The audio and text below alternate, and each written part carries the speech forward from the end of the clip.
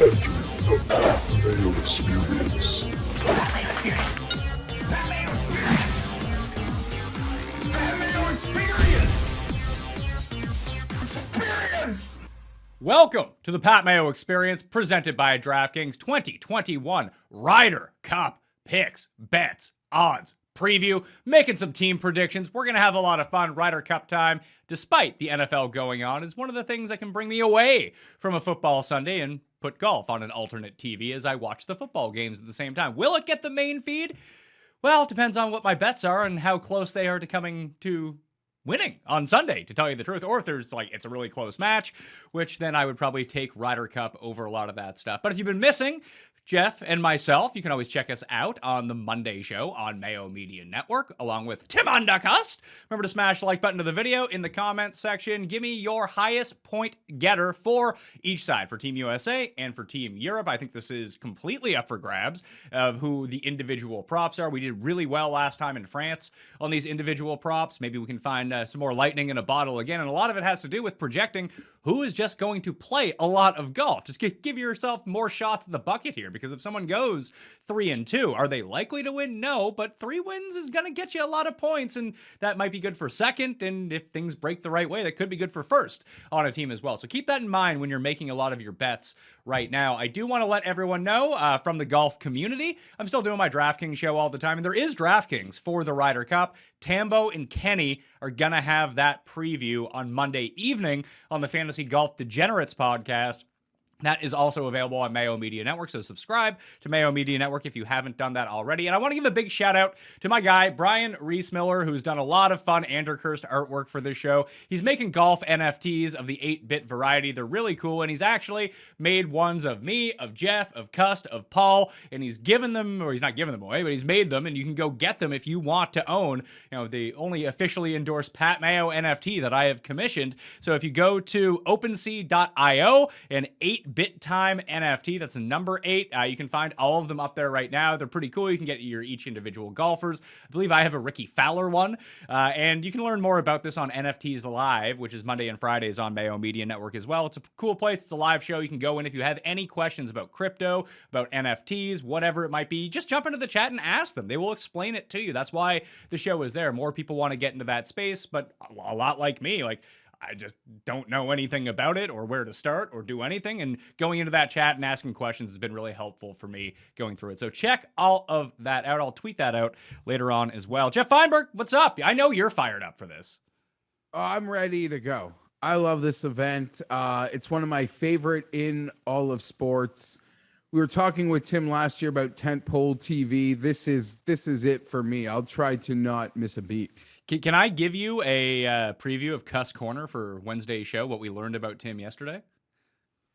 Lay it on me. Maybe you don't know, but at the gym, they have the gyms that I go to and Tim goes to, they have a dispenser for shampoo and conditioner. You go into the shower, you press the thing, you wash your hair and you walk out. Tim brings bottles of shampoo with him empty and fills them up at the gym with those things. That's so fucked up. It's so bad, right?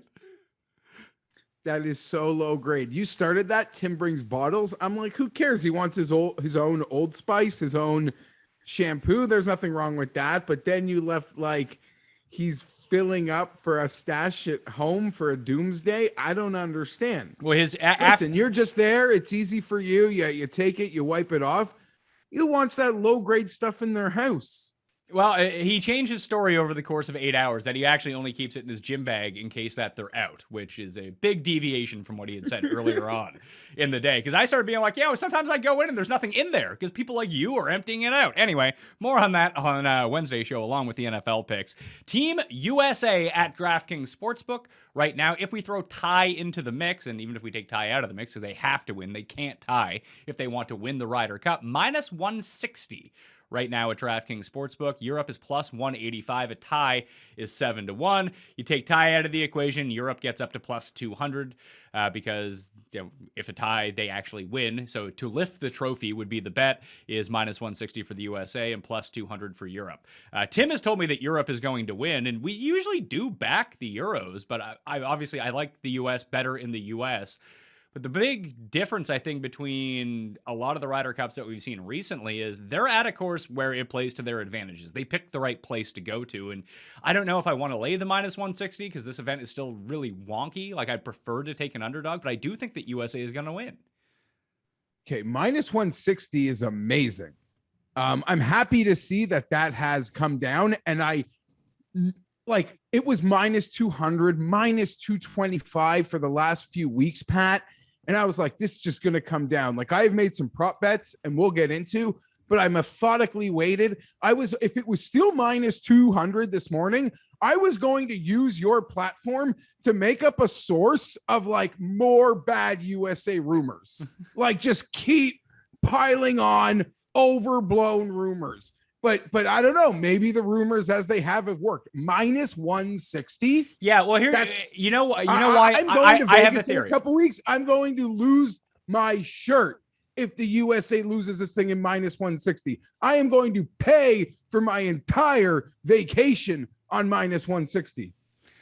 I have a theory about why it's minus 160. I don't think that people are betting Ryder Cup golf like they would, especially with football back, are betting it like a normal golf event when football is not going on, because there's a cachet to betting golf. Like, even last weekend, like, I saw a bunch of people hit Max Homa at 60-1. I can't believe I wasn't one of those people because I'm an idiot. But either way, he won, but you get paid 60-1 on your number. You can throw a few long shots. Like, this is now like betting a football game, like a football spread. And I think that seeing the US, and I mean, listen, I'm getting this from DraftKings Sportsbook. You can only play DraftKings Sportsbook in the USA. I don't know how many Europe bettors there were, but I think when people saw the minus 200, they were like, well, I don't want to bet that. I'll bet something else. You're probably right. It's like minus 200 is way too much money to wait on a 3-day football game. Like, It's not just a 3-hour football game. It's a 3-day football game. It's like a test match in cricket. I wouldn't want to bet that. If I'm a degen. I one time bet like a live cricket match. Didn't end for like 5 days. I didn't know that.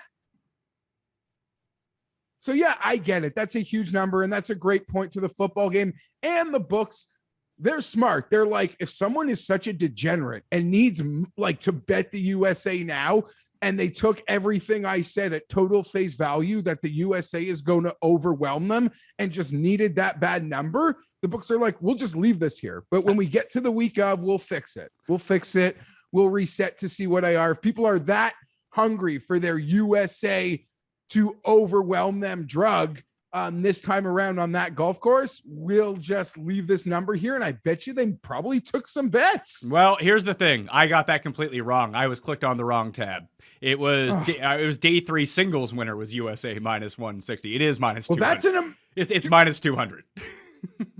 Okay. Yeah. Listen, that's a great number. DraftKings is the best, but you might be able to do better. Okay. Well, you can even tell the story. We don't need to name names or name prices or anything like that, but you found a minus 140 on the USA.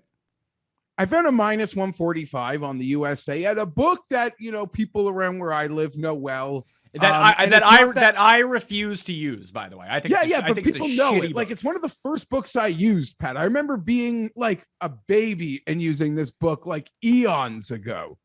Like, when even before I worked with Cam and Pizzola, which would have been in like 08-ish. And it's not the book that's cross-border that some people are thinking of. They had a minus 140 like 3 on the USA. I deposited such a stupid amount of money because I want to pay for this trip, and they only let me bet $280 on it. And now I have all this money in this account that I don't want, and I can't even get it out right away because I got to verify myself again and send them a stool sample. This happened to Paul on the same book as well, because as Paul said, they don't let you click what the max bet is on it unless you have the maximum amount of money to bet on it in your account already, so you can't actually see what the max bet is. So you just go in assuming that you can just smash this line because it's an online sports book, and it's like, no, it's a major sporting event. We're not actually taking money on this. No, and it's like a major sporting event. Like, I'm not comparing, but it's like a world event. It's a huge event. In many respects, it is, I don't know, kind of like a major Not, do you know what I mean? Like, it's just like we're excited for it, almost like it's a major. So I was dumbfounded to see that's what they would take. They tell me they'll increase the limit in a few days, but by then they'll realize what their bad line is. Maybe they're just out here doing it as a promotion, but knowing them, they probably just didn't change that. Shoot, there's a lot I want to get into. So but I do think that day 3 singles is something that's on my prop card. We're going to talk about that later. Before we get to 2020, what are we calling it? 2020? The cresting is going to be like the soccer tournament this summer, Pat. It's still going to be 2020 cresting. And like, I think official logos on. Yeah, you know what? In the title of this, I'm going to call it 2021 because people will search 2021 because it's 2021. You know, I'm just saying that was just something, I don't know, that just catches the corner of my eye. Last time around, I just got to give you props before we close the door on Paris. We didn't just call that Europe would win. We were excited to bet Europe. We thought it suited them. I'm going to give you triple props because you literally called the game script. Like, it's literally calling a football game and saying, no, like their run pass percentage is going to be this. They're going to be dominant in this and that and this. And that's exactly how the game plays out. Not winning your football bet because there's a stupid turnover or something stupid happened, or you thought they passed the ball great, but they didn't, and they ran it great, but you won your bet and you think you're smart. No, you nailed this event from top to bottom last time. You crushed it in how exactly it would play out. And to your word, it did. Well, I don't have as good of a feel for this one as I did for the last one. And you could just tell by the team construction that the USA brought to Le Club National en Paris that they were just not bringing the right people to play at that. Because that was the fun thing about, because we got to see the French Open earlier that year. When I think Noren ended up winning. He ended up like staging a comeback on Sunday, but like Thomas played in it. You saw the Americans go over and you just saw how it played out. It played hard. If you put it in the rough, it was penal. And you weren't going to hit 340-yard drives and overwhelm that course. It was actually going to lead to problems for you. So short hitters, conservative players, good short games, like all that stuff really came into focus where the USA just didn't bring anyone like that. So this time around, it seems like they brought the right people. And that's not to say they're a lock to win. They most definitely aren't. Listen, if the European team goes out and makes putts for 3 days, they're going to win. Like, that's going to happen. And they just, for whatever it is in this team event, even if they have the lesser talent, which they do this time around, there's just something about the Ryder Cup, team golf, and I don't, it's unquantifiable. It seems like it's not even that they're used to team play or care more about team play. I don't know what it is, but the Europeans, like, you can almost give them like 2.5 points in the Ryder Cup just free because they'll find like these weird edges and how to win them. I don't know how it works like that, but it does every single time. Yeah, there are so many anomalies that I don't think are as simple as people make them out to be in many ways, Pat.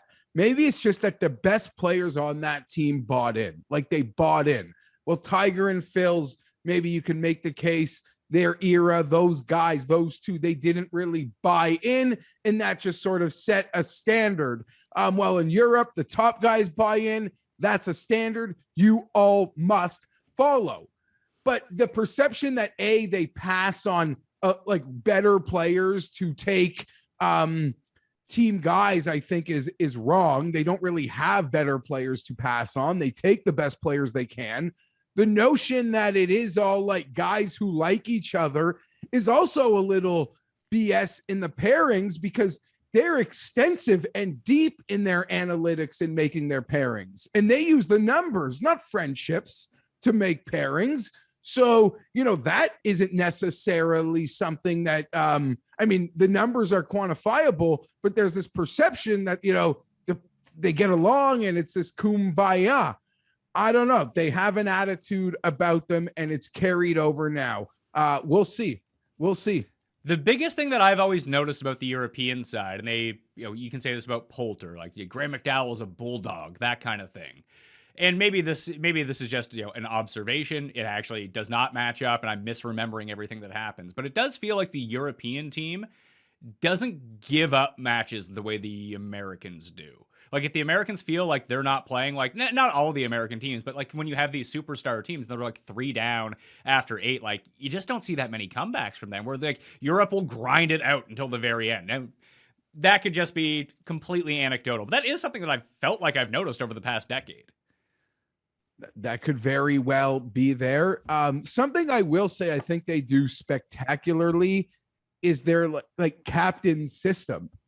You truly like get involved in like a rotation, and you have to pay your dues extensively. It feels like being part of the team, being, low rung assistant to you're still a player, but you show up and want to be there, even though when you're not on the team, and help out, to like official vice captain multiple times in some respects, to finally getting your chance as a captain. And it's exciting. And even when you look down the road of some of the guys that are on the team or just left off this Europe team, you see so many future captains, and it's harder to find that when really staring down the barrel of USA Golf, other than a couple obvious choices. Let's talk about teams and who might play together, because trying to project out who is going to play the most sessions is the easiest way to find yourself to the very top of trying to bet the, because I mean, I'm not going to bet the minus 200. I wasn't even going to bet the minus 160 on USA. I'd prefer to play, because it's golf, I want to play a 7-1 most points for this team. And there are some pretty decent ones out there if we can wrap our minds around who is actually going to play the most. So I think for the USA, at least, I think you'll see Spieth and Thomas probably every session. I think they're going to play together unless it goes it's a complete disaster to begin with, and then they blow it up at some point. But those two seem like they're locked into each other, and they're both the favorites as well for the Team USA top point getter. Thomas is 6-1. Spieth is actually 7-1 on DraftKings Sportsbook. I've seen Spieth at 6-1 in different places, but the overall is Thomas 6-1, DJ, Xander, Spieth 7-1, Cantlay 7.5, Bryson 8-1, Brooks 9-1, Morikawa 9-1, Finau 10, Scheffler 14, Berger 16, Harris English 16. I think we're pretty confident that Scheffler, Berger, and English will likely be the odd men out in a lot of these circumstances, right? Like, we're not, obviously that's no guarantee, but logically that would make the most sense. And I don't think that Brooks plays the full complement, because I think he's hurt. Okay, there's so much for me to unpack in a lot of this. I think you're right. I think you can honestly cross guys off.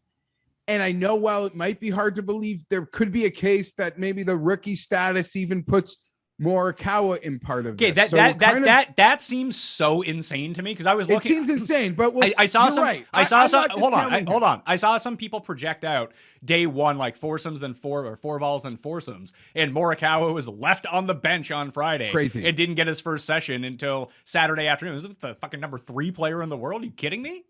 These people are insane. And he is also the perfect partner for Bryson. Exactly. You send him with any of these freaking ball. There's 8 guys on the team you could send him out there with and let them crack in off the tee and let him position A. That's it. Like, I don't know if they must know something about his health, or that. I almost think it was fatigue with him. He wins a major. He does the Olympics. He's just an exhausting run of golf. I think he's going to come and refreshed, and you could be onto something. He's a forgotten soul in this. Maybe there's a prop market you could like him on, but top overall player is not one that I'm here for. And you're probably right as it pertains to Scheffler and Berger. I don't think it's possible for them. Brooks Koepka, I'm with you, Pat. I think he could play the Morikawa amount. And I'm not kidding, but he's probably told coach that when I'm out there, I will freaking win for you. But his comments, I don't want to overrate them, because I do believe they're true. It is different. I don't know why he has to say what he says, but it's a different routine for everybody. I'll also say they seem a little hypocritical, because Brooks is the guy that, like, I want more heckling in golf. I want more rowdy crowds. I want that. And like, the Ryder Cup is everything he wants to be added into golf more regularly. So there should be a little give and take in his attitude. That being said, Brooks Koepka, in my opinion, you're a goddamn superstar. And I think superstars, sometimes you got to just cater to them. And if you're the captain, you put him in the best place. What does that mean to me, Pat? Well, he's verbalized something. So I don't want him having to touch someone else's ball all week. Okay. He seems like he's upset about a routine. Well, guess what, BK? Every day when you're playing for me, you got to go off last. You don't got to watch anyone golf. You got to show up to a 15-minute team meeting in the morning, get over it, and then go lift, go do your routine all day. You anchor me, but you don't touch anyone's ball all week, only your own, and you're going to be my anchor because you love the clutch moments. So if I'm captain, that's my plan for BK. That also means there's really no road for him, in my opinion, to win a prop like that. Hold on. It's funny that I kind of agree with you with the psychology of putting him in those spots where he'd play best ball twice or four, what the fuck they call it, best ball in singles. So he gets his 3 sessions and that's going to be it. I think he would be one of the better alternate. I think that he is, or he should be, at least his skill set would be one of the better alternate shot players in the world. He has every shot in the bag. So does so many great players. And but not like him though. When we go down this list of guys that are here who can hit it as far as he can accurately off the tee, who's so good with his irons, who's immaculate around the greens, who can make these 25-foot putts, that's a very short. Like Bryson can't do that. You aren't wrong, but I don't know why he was with Finau last time. Finau got 3.5 points. They were a nice pairing. They played in multiple formats. They were one of the lone bright spots. I could send him out with a Palm Beach boys and DB Burger, straight vibing Palm Beach crew. You're right, but I don't understand why he verbalized something. But we'll see. I don't think there's a road for him between injury and his words to be a factor in this market, in a prop market. So that's where I am. I've made a bet or two in this market, Patrick. Well, Xander and Cantlay played together every session at the President's Cup. Let's go. I would expect them to be a team again here. And they'll be everywhere. And I took the better odds. I recorded something with Rick last Friday for OC and Xander Schauffele. Plus 850 to be top USA point scorer for me on Xander Schauffele. And I also I didn't know which one would be better or worse. So I took both because they're different opponents. But I took him as top USA rookie and top USA wild card. So I'm all in on Xander. I think he max sessions. The rookies are against, the Ryder Cup debutants. The wild card is tricky because that one has Spieth in it. So that one came back with more money for me, though. Yeah, it's right now on DraftKings Sportsbook. Xander's 7-1. Cantlay's actually plus 750 to be the top. So I would bet Cantlay, I guess, then today if I made the bet. Like, I think they're the same guy. You can maybe, who do you like more in singles? But you're absolutely right, Pat. When I project this team, Dustin could be a wild card, but it's Max, Jordan and Justin, and Max, Patrick and Xander. And I think everything kind of falls behind that when trying to figure out what's going to happen with Stricker's lineups. Do you think that they play all 5 sessions? Because that's a question that you have to ask yourself. Like, do they sit? One of them will. If one of them will sit, right? Yeah. One of them will lose. One of them could see, like one of them could lose. One of them might not play well. But for a prop like this, I'm trying to project if they play well, who rides or dies. And that seems like the crew.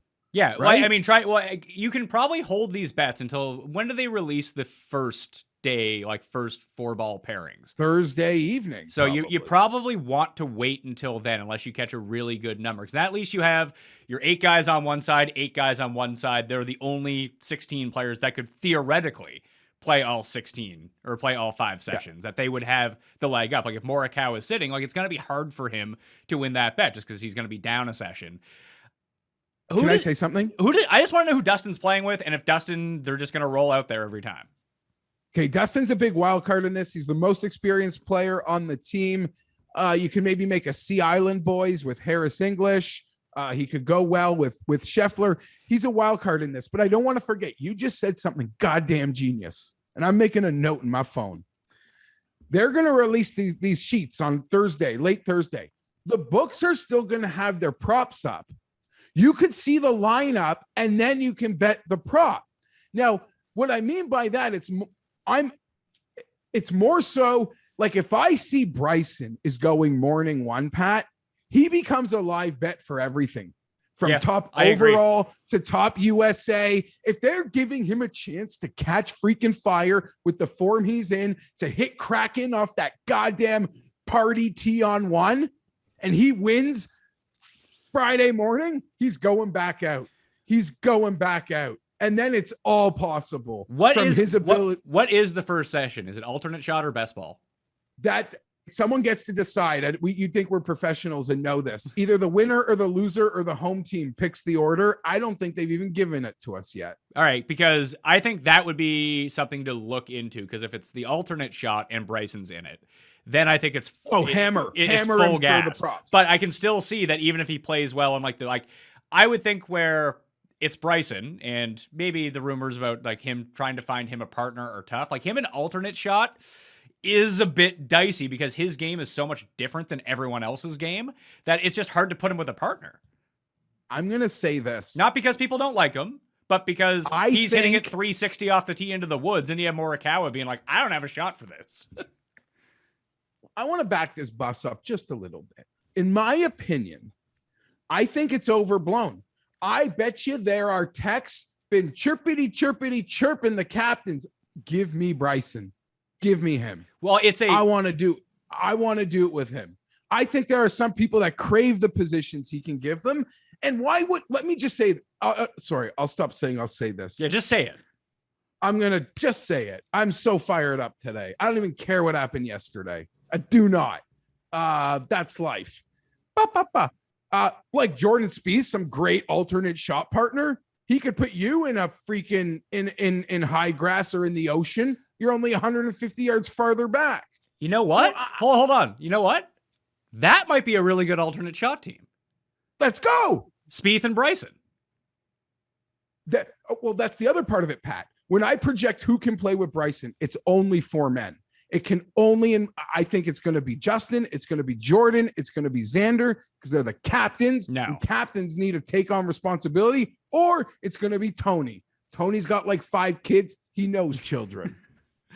I look at it and think Bryson is probably the best equipped to have a dominant performance at this course because of his skill set. I think that you need someone with a good short game and good wedge play if you're going to go out with Bryson. So that would leave Spieth, that would leave Justin. I don't think they're going to break those two guys up. So then I'm looking at like Finau. That's not really the part of his game where I really like it. Weirdly, Berger and Scheffler seem like really good ones to put with him. Just because the scrambling and short game for Morikawa isn't necessarily there. Like their games are so different in what they want to do that it might just throw Morikawa off that he's not hitting from the fairway on every single approach shot like he would do if he was playing by himself. So just kind of looking at it, maybe Harris English is like he's just so like nondescript that throwing him out there with Bryson, but they need to find a partner for him. And like you said, if people are on like text chains being like, I want to play with Bryson, there is a Patrick Reed void to fill on this team of like, who's the emotional leader of this team? If you're Scotty Scheffler and you go out and you rein in Bryson and you start winning with Bryson, that's only going to be great news for you. And then it gets you an auto spot next time because you're the guy that's good with Bryson, who people consider erratic. I'm also crazy enough, Pat, to think if Brooks and Bryson were the first 2 guys in the lunchroom and everybody like followed one by one, I think they'd rather eat lunch with Bryson. Like Brooks and his cool guy table. I don't know. Whatever. I think these guys like Bryson way more than people perceive. And I think their respect for Brooks is through the roof. I don't know. I think there's so much overblown as it pertains to this team. Dustin Johnson is the only guy with more than 3 Ryder Cups. This is the least experienced Ryder Cup team the U.S. has sent through this entire getting their ass whipped on they don't deserve to wear the pass, in my opinion. And I'm betting them to overwhelm the other side. I'm curious to see what happens with Morikawa because that he would be sort of, I know he's not playing right now, like playing well right now, but he would sort of be the linchpin of my team here. Like I have this guy who is amazing and we're not going to use him. That seems like a really bad strategy. Yes, I wouldn't say that. I don't believe that to be the case. Does he get 3 sessions, 4 sessions, or 5 sessions? Because the way that it's looking and the way that people are talking, it's looking like 3 sessions, which seems insane. I think everything is up in the air. I mean, we sit here so confident Justin and Jordan are going to go to the wall together in this thing. I don't necessarily think that's the case in some respects because Steve Stricker made a decision. And he had to make a decision that he felt was in the best interest of winning this Ryder Cup with his name on it forever. And he decided he is going to just side with the non-Patrick Reed crowd. And like the best thing for this team is my leaders are Justin and Jordan. And I think leaders sometimes have to do what's best for the team. And in Paris, they did not do what was best for the team. Their moms called the principal's office and pretty much said, we need to play together. And they broke up a really good team that didn't deserve to be broken up yet in Reed and Spieth.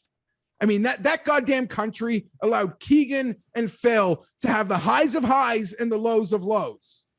They should have allowed more lows for Reed and Spieth. And Justin would have been a great force going out with another pairing. And maybe they're smart enough to look at each other and say, we're friends, but maybe it is the best if I go out with Bryson.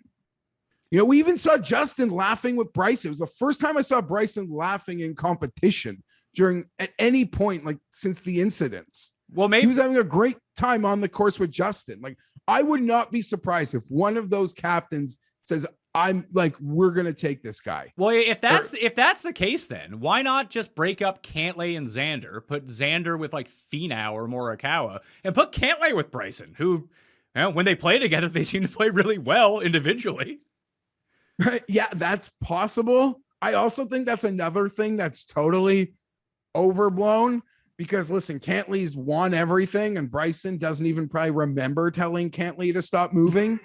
So I don't think that is even a thing at all, but it's another like X people want to put into why this team doesn't like each other. And a name that you just brought up that we haven't really discussed much, Pat.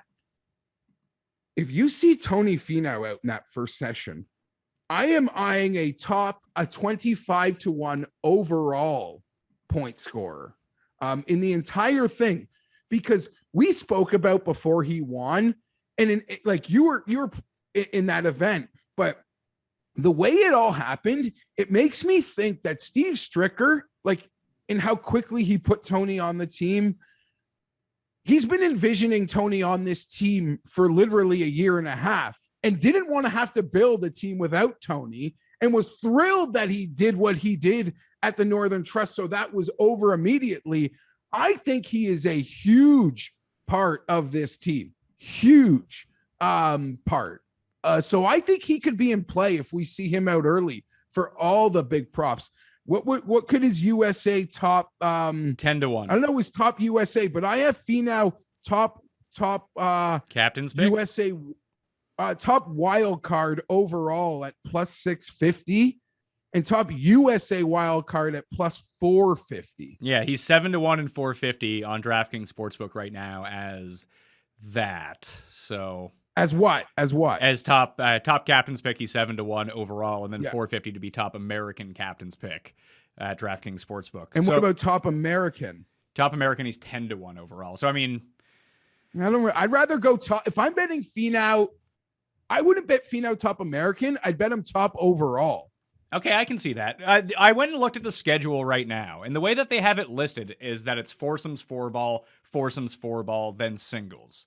So if that's the case, then you would have alternate shot to kick things off. And I think that would be really telling of who you see go out there first.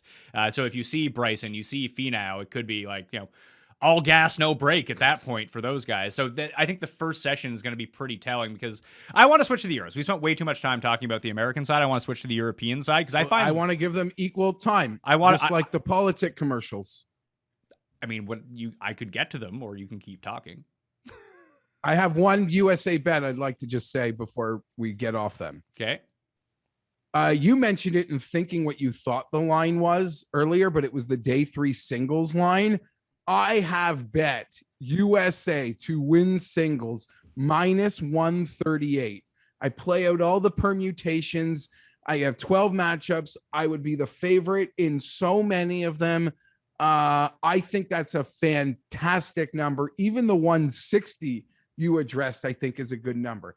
I don't know which way this is going to go. Europe can be so good in the pairings, and USA could have their kerfuffles, but 12 v12 singles. Oh man. That's a Sunday, 1 day only bet, friends. That's a Sunday, 1 day only bet. That's not a 3-day test match. That's the bet. It's still available. I don't say other books here. DraftKings 160. Great place. European top point getter is Rom. Rom and Rory are the two favorites, 3-1 and plus 450, who are just not playing good golf. I mean, they're playing good golf. Rom obviously missed the cut at an event he didn't care about and probably showed up hungover one of the days, but he's lost strokes on approach in 3 consecutive events. So has Rory. The last time that both those guys did that was like 2018 and 2017. So that's not great news. So I actually like this next line, and I want to see again if these guys are playing session 1 and who they're playing with. Hovland 7-1, Casey 8-1. I think those are the guys that you want to target from the European side. That Casey one is very important, and I don't know if are Tom and Sky going to do something this week here. I'm not sure. I'm pretty sure. Like they're probably going to cover the European side of this on European Tour picks and bet. I don't know. Is there a European Tour event this weekend? I would hope not. Yeah, they're so proud of this thing. You would think that they would not like. That's also a part of this too. It means more to Europe than it does the U.S. It just does. Yeah, I would agree. We'll get over it. We'll get on to football. Not to say they wouldn't have their own football to get on to, but nonetheless, I've already had a chance to speak with Tom. He loves the Paul Casey. He fits Whistling Straits. They're going to need a diamond in that post Rom, Hovland, Rory tier. He loves Casey. Look around for that number. He made some strong cases. He's never really been relied upon at the Ryder Cup by Europe. He wasn't allowed to play on the team for ages. Yes, no. From the plethora of reasons when he wasn't allowed to even when he was allowed, they haven't used him maybe like they should. He's an older player, but we don't think of him with that other part of that European guard in some respects. But Hovland at that much shorter, Pat, that's the interesting one. Because here's my question. Are they going to be like a baseball manager who sometimes puts like a player who isn't as good in the 2-hole to say, I want to lengthen my lineup, a coach would say, lengthen my lineup. Which in baseball is like the stupidest thing to do because you'd want to get more at bats for your better player. Yeah, I understand. Or are you just going to freaking put Rom and Victor and go win a point? And I could see them doing that and thinking I have enough leadership and moxie. And if I get my Rom Victor point, I need to get one of 3 other points and we are level and we are right where we need to be as Europe. Well, I could what do you see. Think? Like, I could see that. I actually think the better pairing is, and this is what we did because I cashed them. I was either Molinari or Fleetwood. I can't remember who it was, but I saw that they were playing together on day 1. I was like, if these guys are actually a team and they start winning, I'm just betting both of them to be the highest points getter. And then if they continue to win matches, one of them wins their singles, they're good to go. I want to see if Hovland's playing with Casey because I know that Casey played with Hatton in France last time, but I think that Hovland Casey just makes a lot of sense. It makes a ton of sense, but that's something to what the placement of Victor Hovland is essentially my European Bryson, but for totally different reasons. That being said, it's also totally different, Pat, because there's going to be about 4.5 guys on this European team, 5 guys that play the full go. Like guys are going to be stapled to the pine here. Okay, well, let's talk about who's not playing then. Westwood's not playing. Wiesberger's not playing. Fitzpatrick might not play much at all. Yeah, Fitzpatrick might not play much. It feels like those are the 3. Because Poulter's probably going to play with Rory, an alternate shot, because that's what they do. Not that they're good at it, but they do play together. And there's a lot of talk out there that even like maybe that Lowry could could ride Rory's momentum this week. He could be a good guy to piggyback in the prop market. I looked at just him based on that. I looked at him as top rookie because if he gets that first go with Rory and they win, you're probably going to see a lot of Lowry. Yeah. If they go out early and win, that might not get broken up for a bit. Europe's not really about the country pairings. Like it's not something like, again, they're so deep dived into the analytics that Rory would have to beg them to break up an analytical call to go to a friendship call, right? The problem I have with Lowry is through the midsummer, from essentially like the Heritage through the PGA Championship to the US Open, he became like one of the premier drivers in the world, which was just crazy. He was gaining so many strokes off the tee, and that has completely flipped the past 2 months or so, where all of a sudden he can't drive it anymore, but the irons have come alive. Like he has all of the parts of the game, and that's why he can win, a WGC. He can win a race to Dubai. He can win an Open Championship because seldomly will he put all 4 facets of his game together. It's usually 1 or 2 that really hold him back from really breaking through. But maybe in a format like this, he's kind of a guy that you want because he's good at everything depending on the day. And can he catch lightning in a bottle? And you just have to send someone out with Rory who can at least let Rory feel comfortable. Because Rory is really the key to Europe winning this, because you expect Rahm to play well, you expect Victor to go out and do it. Rory just seems like such a wild card right now where he could be the best guy here or he could just be bad.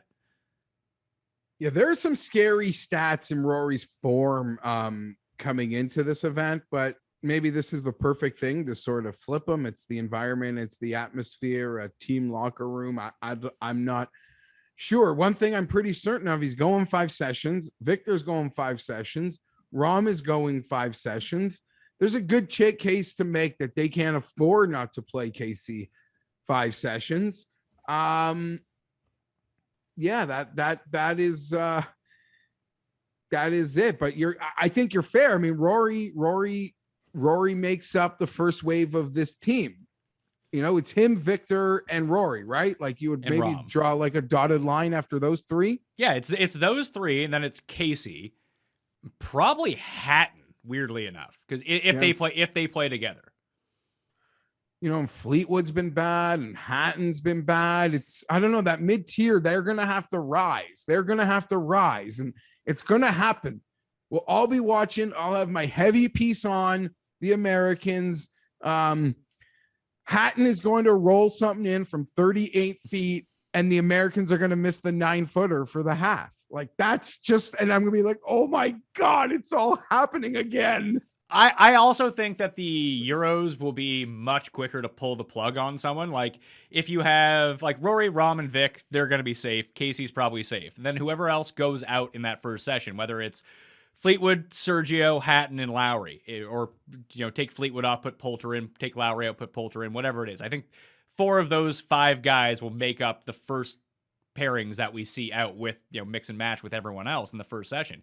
If 1 or 2 of those guys plays like absolute trash, you're seeing Wiesberger, you're seeing Westwood. Like, no, you guys don't have it. We're giving these guys a shot to see if we can find like a Thomas Peters from that one year when he was awesome. Yeah, and I don't know. I think Wiesberger could be a tricky, sneaky rookie call because he's a guy that can get in fuego. Cust has said he expects big things from Bernd Wiesberger at this Ryder Cup. He's 25-1 to be the top Euro point getter. That's not possible. Do they lean? Because Sergio might play. If Sergio's playing well, he might play a lot.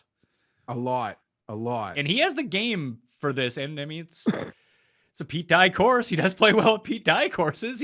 He hits the ball a mile off the tee. The ball striking is good. And maybe it's one of those weeks where he closes his eyes and the putts actually drop. They need him. I would agree. I would be so laser focused on you nailed it. I mean, you sort of said exactly where my thoughts were on Casey and Vic. I think that's where it is. That's where I'm going to get my max sessions. I trust the talent. Like Casey could beat anyone on that American team. I wouldn't be shocked. The scary thing is for how confident I am, I have done some role play exercises with like captaining and like with other people for content and, just making the matchups. And they're not as like, you see them on paper and it's like, Europe can win that. Europe can win that. Europe can win that. Like, you're not shocked, but I still do believe that USA will overwhelm them, Pat. I do believe that I mean, I guess because I'm trying to convince myself of what I think is going to happen to bet it. But I do think a lot has been overblown, not only with how much these guys don't like each other, but also the history of it. The US is really good at home. And when they lose at home, it usually takes like a ridiculous upset. And I have a scar on my knee. Like, skin is not fully grown back from that Justin Rose versus Phil at Medina. Presented by MasterCard. Right? I like dove head first on carpet and that wasn't good. Just threw my whole crowd of NFL Sunday pals. That was one of my favorite golf memories. I love, from the hate of Rose before we went down that path. We had a history. I love this event. I've never not bet Europe. I even made a losing bet on Hazeltine knowing I was making a losing bet, and I still did it. I'm not doing it this time. Switching sides. I'm going to wait until these are announced to actually throw down money. Like I said, Hovland Casey would be my early lean from the Euro side. If Bryson is playing or Morikawa is playing in those first two, especially if they're playing together, probably just bet them both. That would be good. I agree. That's what we did with Answer for the President's Cup too. Was we waited to see if he was in the first session. It's like, Answer actually suits this course really well. Let's bet Answer. That. And then he ended up tying for point lead for the internationals. Like, there are guys, but you have to make sure. I'm just going to continue to hit that home if you haven't realized yet. It's like, you have to make sure that they're playing.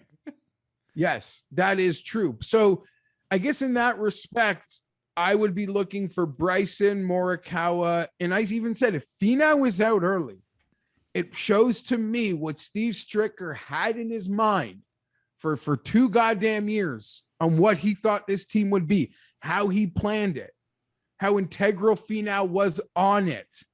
Off his 3.5 points in Paris, off his just great, consistent play. That I think now that we're here, I think Stricker can enact that Finau plan that he might have had in his head. If he goes out early, those big overall point score numbers, I think, are totally in play. You're right. Like, if you want Xander, if you want Cantley, if you want like even Hovland, you want to bet one of those guys, that like they should be pushed to the wall in this thing. You're going to bet them. You got to bet them now 7-8 to 1 in between there, whatever it is. But there is a small pocket of players that if we see they're off an alt shot, that sends out that's the greatest sign. And you want to be willing to back them in a hyper small field event, because we've crossed 4 guys off a squad. And once you see Friday morning, you could probably cross Friday guys off a squad. This is really interesting. I'm looking on DK right now. Hovland's 7-1 to be top Euro scorer, but he's 14-1 to be top overall scorer, which is the same as Morikawa, Casey, Sergio, and Finau. Well, he's not in that level up. Yeah, I'm not really sure. I would say you look around, and this is an event that's once every couple years, and the books, I don't think they have a full grasp on what to do with the prop markets. The outright market is based on rosters and names and perception of things and a little bit of past history involved, certainly.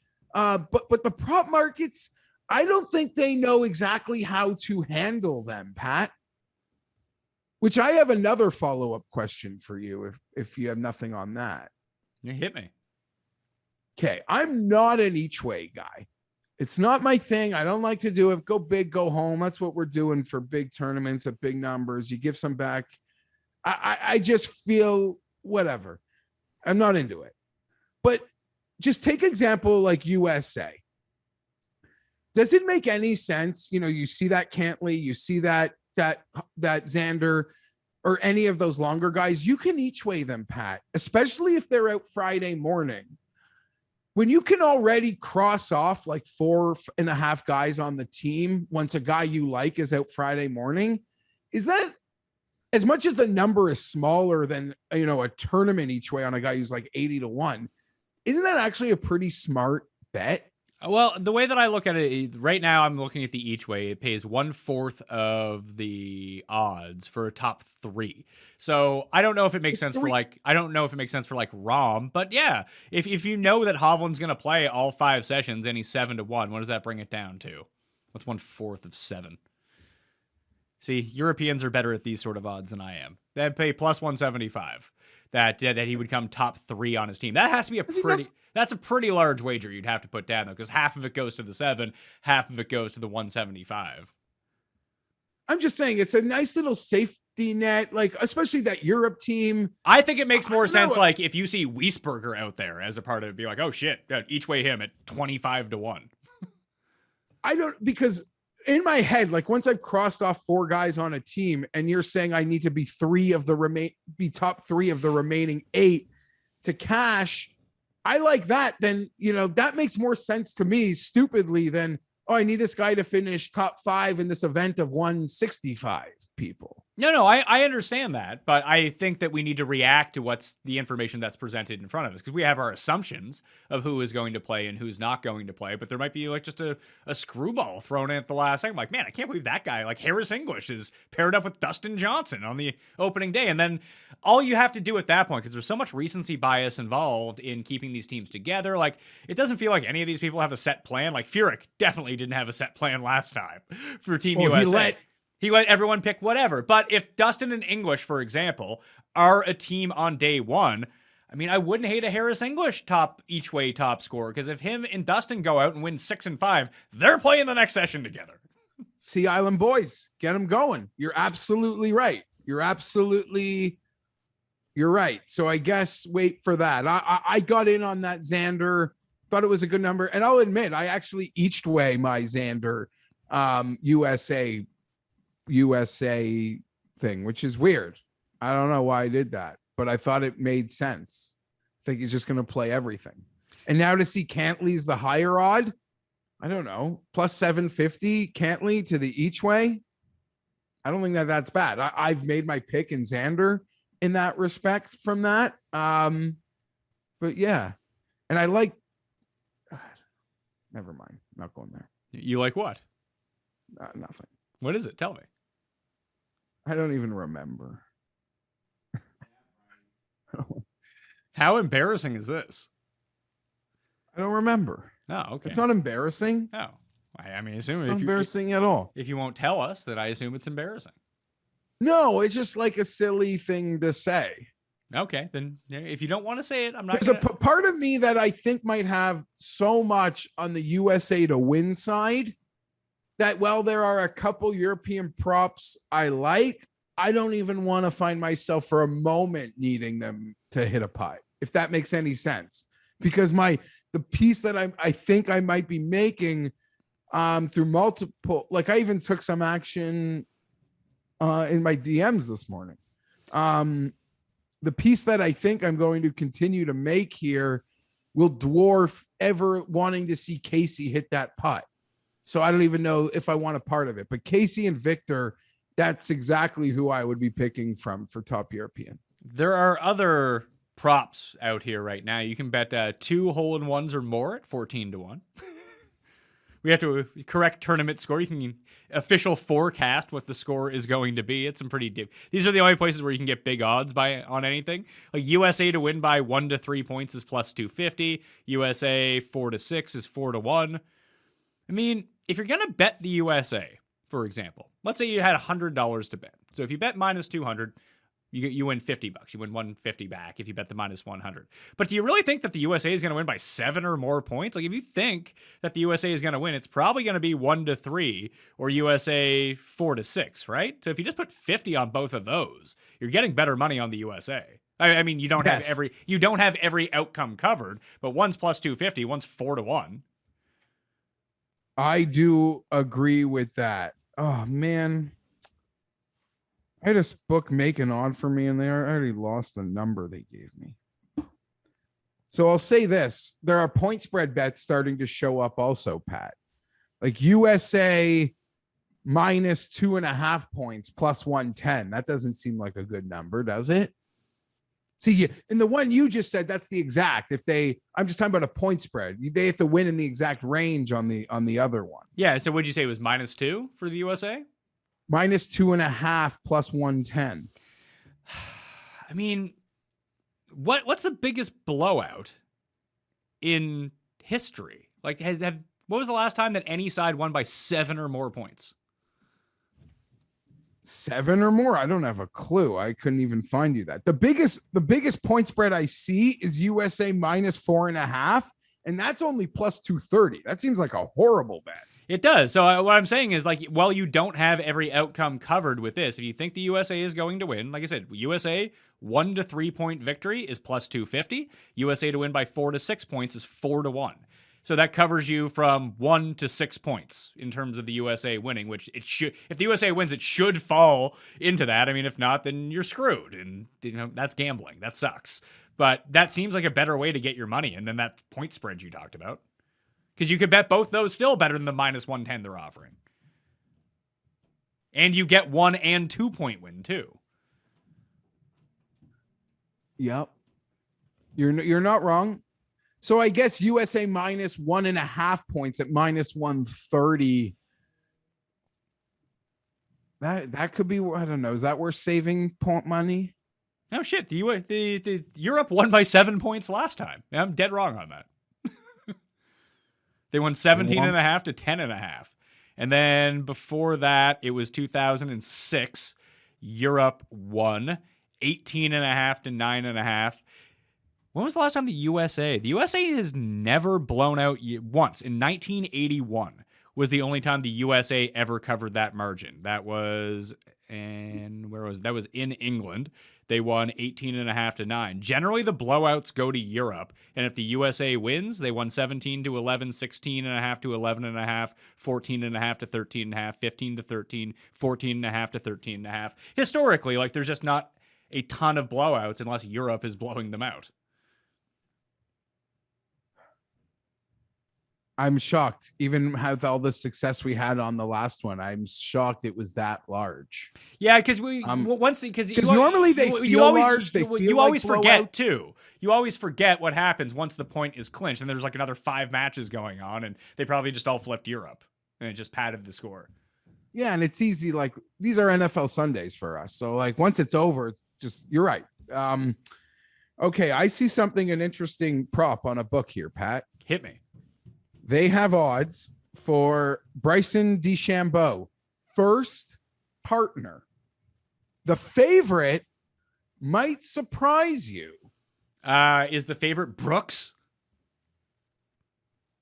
No, Brooks is 33 to 1. He's got the longest odds outside of no partner, which I guess means he doesn't play till singles at 66 to 1. That he doesn't play the first session or just at all? 4 sessions. Oh, he only plays singles? Okay. Yeah, because it says no partner. First partner. Dustin? Finau.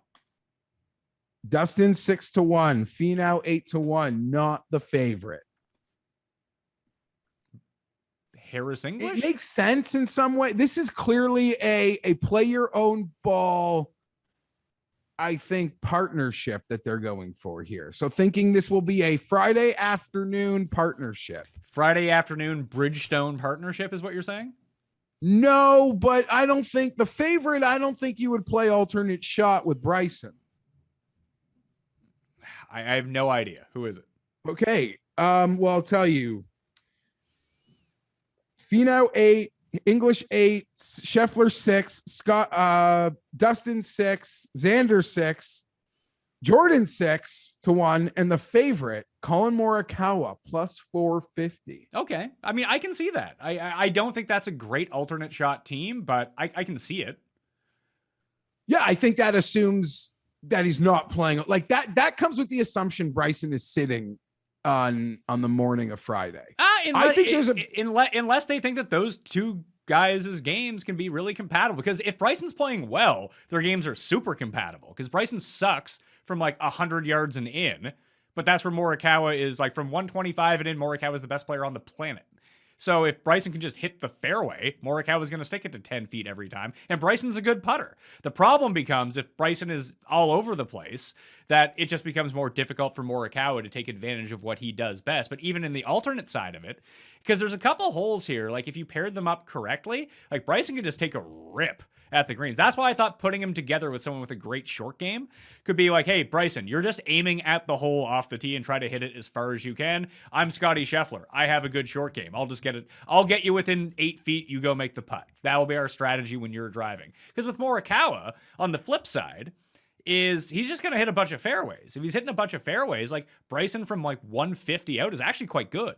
He gets himself into trouble because he hits it too close to the hole. You aren't wrong. The uncomfortability comes with how close he is to the hole. It's a range of club that most players aren't familiar hitting. Right? It wouldn't be their ideal range. I don't know. I could see Bryson going out there Friday morning, alt shot, cracking this thing up. Yeah, I think there'd be a big lift to the crowd too, because this is actually a great opportunity for Bryson. That if Bryson goes out and goes 4-1 and he's like the leading getter, like people are on team Bryson all of a sudden. Oh, right. We can just end it. If he has a great Ryder Cup, well, it can end. It doesn't right? end. No, it doesn't end because it never no, ended. The script flips a bit though. A bit, but it doesn't end because it never ended for Patrick Reed. No, I don't mean. Okay, they're very different. Like people. Yeah, but people don't like them. That's their commonality. I understand, they're nothing but alike. like Reed may have touching your golf ball and being a weirdo are like different. I don't know. Like I feel like the lines are different, but you're right. There's just a hate. Hate is blind. And you're right. They're both perpetually disliked. So you're probably right. There's no script flipped, but we can start to change something. And he could be the guy, that raw emotion that this team probably needs, but maybe they don't. Maybe they don't. All these pairings are easy to make if you think the guys are going to play to their ceilings. Yeah, if the guys play to their ceilings, yeah, it's super easy. Like good Morikawa, good Bryson, good like anyone can be paired with anybody when they're playing like they are. Well, I'm looking at it. So last time Thomas won 4 of 5 sessions. Molinari won all 5 sessions. Before that, it was Reed and Reed. Like Reed was the best for 2 consecutive Ryder Cups at Hazeltine and the one that was at Glen Eagles in Scotland. Peters and Rose were the 2 best players before that. Then it was Poulter, and then Garcia and Westwood. It's funny, Garcia and Westwood used to play together like exclusively in the mid-aughts. They were the leading point getters in 2004 and 2006. Maybe they'll throw a nostalgia team out there and just go Garcia Westwood. Yeah, no. That was fun. But But the reason that we liked Molinari and Westwood and Molinari and Fleetwood together last time is because we felt they had super similar games and that they were the closest together. And I think that this time around, I know I said like Casey with Hovland, Casey played with Hatton last time. What about a Casey Sergio team? Very possible. Like they do exactly the same things well and the exact same things poorly. Just hope to get some putting luck and you might be onto something. Yeah, I would like that. I mean, that's the fun part about it. All the permutations on what these pairings can be. Most in some respects, like Padraig's lineup is easier to fill because it's like he has more limited options, like in terms of writing out the lineup card, as opposed to what Stricker has to do and maybe some ego meddling on that end. Yeah, I'm excited for all of it. I will say the one avenue where the President's Cup absolutely crushes the Ryder Cup, Pat, is the draft. The match draft selection. Yeah, they give us nightly drafts. The USA, the Ryder Cup is literally, it's like a Major League Baseball manager. He writes his batting order and that's submitted. And then you see the other team's batting order. And that's the matchups. 1v1, 2v2, 3v3, etc. The President's Cup is they take turns. I throw up my guy. You got to pick who you want to match him. Yeah, like it's amazing. Yeah, they at the President's Cup they put up Answer, and Answer was on the roll. It's like, you know who you're playing in the first match, pal? Tiger. It's like, oh no. Tiger was the captain, so he's like, you're playing me. Like, it's great TV. I like try to make sure I know when it's going to air because it's sometimes there's still matches going on when the captains have to be hustled off because there's afternoon sessions. But it's as like a hardcore golf fan, it's really so cool. I love it so much. I guess the Ryder Cup is fun in its own way. It's like blind, and that's the part of it, Pat. Like if you're Stricker, your biggest mind game is trying to find which slot Rahm will be in. Like, is that the one that where are they slotting? I think if Stricker is thinking that way, the U.S. is going to lose. He can't think about what Europe is. Europe is the team that needs to think that stuff through because the USA can put out 8 guys who are fucking awesome and it doesn't matter. So the Europeans really need to figure out I want to throw Rahm, try to get him matched up against these people. Like Stricker needs to be, we're playing all of our good players. You match up with us. How about that? Like if they start overthinking it like that, they're screwed. That means they don't feel like they can win. Like, who cares if they're playing Rahm or Rory? It doesn't matter because they can throw out Bryson and Brooks and DJ and Spieth and Thomas and Xander and Cantlay. Like, all of those guys can beat Rahm. You are right. You are absolutely right. I don't disagree. I agree with most of what you said. I still think if you can...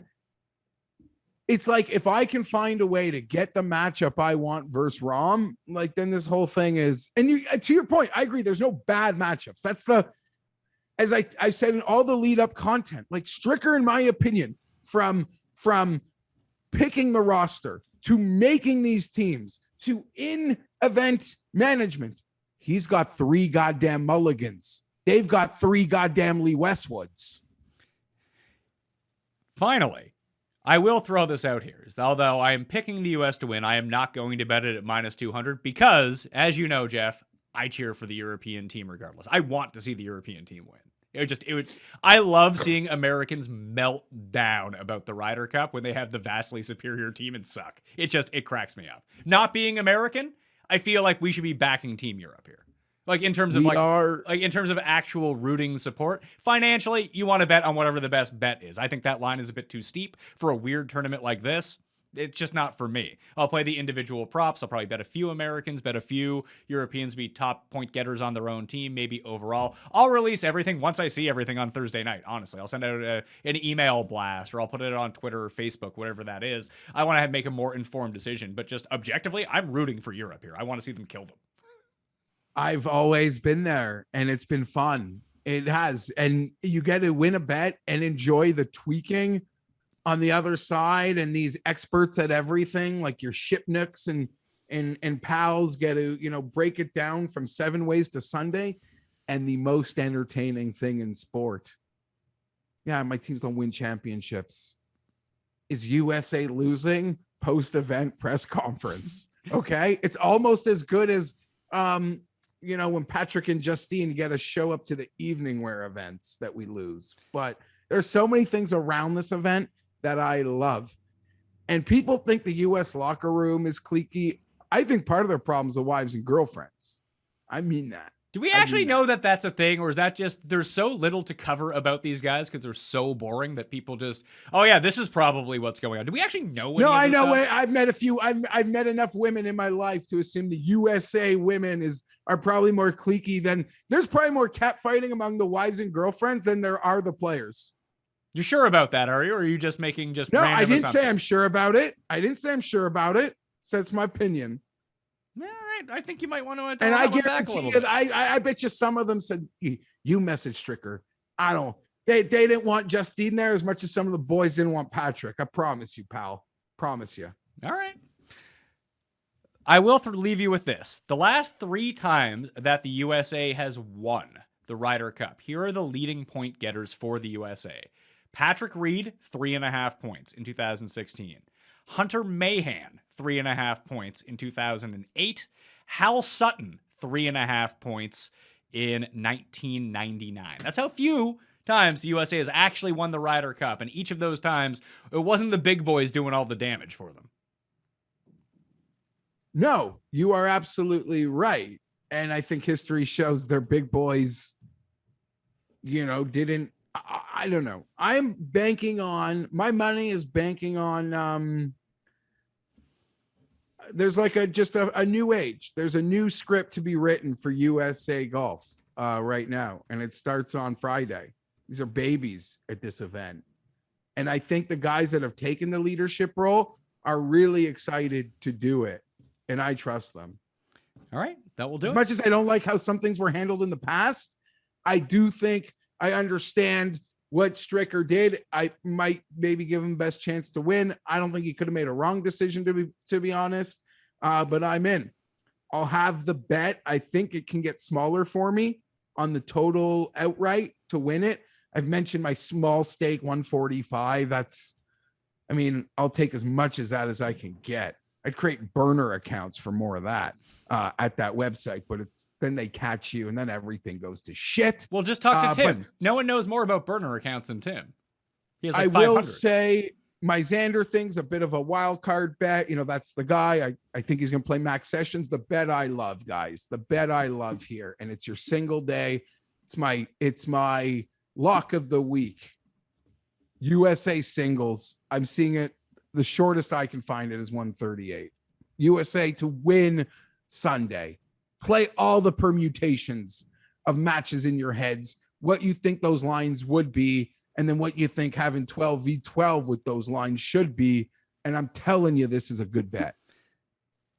I don't have anything in it right now. I'll have those out probably Thursday once I see the teams, but I'm leaning Sergio Casey. If those guys are playing first session, if they win their first match, I can see them playing, if they're playing together or even independently, just getting some of those guys through, because even if I think the USA is going to win, Paul Casey could win 4.5 points or something and Europe still loses at the same time, or even Sergio for that matter. But I do think they would make a good team. So that's really the one I'm looking at. And I'd be interested in that USA by 1 to 3 points, USA 4 to 6 points at the plus money to offset the minus 200 if you really want to do that. And you can find that up at DraftKings Sportsbook right now. How many comments do you think are going to be in the YouTube section about me like fucking up the odds at the beginning of the show before they realize that I fucked them up and I noticed it? I don't know. I was refreshing like DraftKings Sportsbook like 80 times as you were saying that. Like, what aren't I seeing? In closing though, Pat, what are we eyeing down Thursday night? Like for you, it's more like you mentioned those Euros. But for me, if I see Bryson going out Thursday morning, I'm running to the computer for top USA, top overall. Like that sets it up that they're allowing him to try to be amazing. Finau and Morikawa are other guys who will have my attention as a big overall bet if I see them out early. It means we're all go potentially for them in my mind. I would be taking a look at the 3 back-end Europeans to see if they make their way into the first session somehow, whether it be Fitzpatrick, Westwood, or Wiesberger, that if they're in that first session, that they'll have the right to play well and keep playing. And then all of a sudden you have guys with super inflated odds on the European side.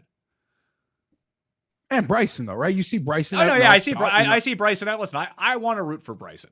And of all the guys on the American team I want to root for, it's him and Morikawa. So, yeah, you'll sign me up for that one. Yeah.